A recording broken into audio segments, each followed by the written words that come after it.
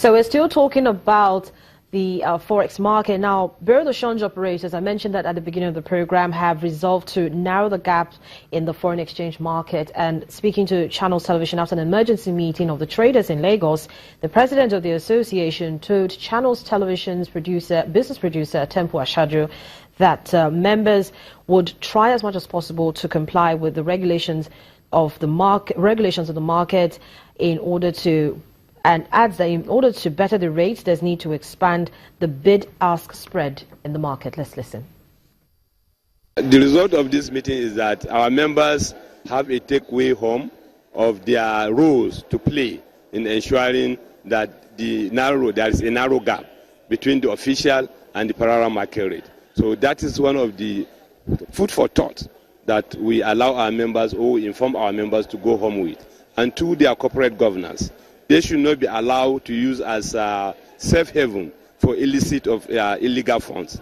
You know, they should be wary of that. 3, they should report transactions. They should be sure they know their customer. If they see anything above the CTR transaction, which is the cash transfer transaction, they should report it to the necessary authority. Suspicious transaction report also, they should ensure they are doing it. So most of the team bordering compliance that we believe is what maybe all these people that are attacking the Bureau de Change have been putting them in problem. That's what we come to emphasize so that we enhance the capacity of our members. Were there sanctions eventually? Definitely, we are doing our investigation. We have discovered characters, those that were involved, especially on what happened last week, and that we are engaging the security agencies. We are updating them on our own report. So as soon as the final report or the preliminary report is ready, we shall make it available. Most of your members seem to be asking for a different spread of about 5 naira against 2 naira that currently obtains in the market. Talk to us more about this. Is this what the body, the association, is looking at? Definitely, you see spread can be made up to 10%. In other climb, spread are about 10%. So but we are not asking 10%. But you see, practically, 2 naira on just maybe $20,000. When you have about 3 staff, you have an office, is pretty small.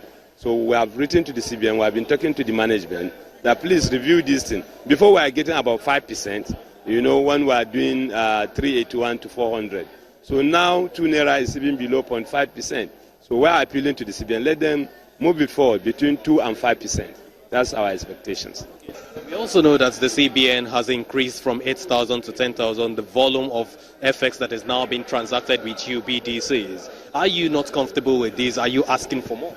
Well, considering the reality of availability, up to now the buffer of the central bank is not buoyant enough to continue to support some of these transactions, even though it is fantastic at $30 billion at 55 barrels per dollar per barrel. So they have the muscles to continue to intervene. But I don't think it should be done without caution. So to us, we appreciate it, but we believe it's still issue of liquidity and combination of many other behaviors. It's not even CBN liquidity that brings down this rate. Like I said, the surveillance of security at our nation borders have really helped. The sentiment wide by the central bank that really made the speculators to lose money is also a factor.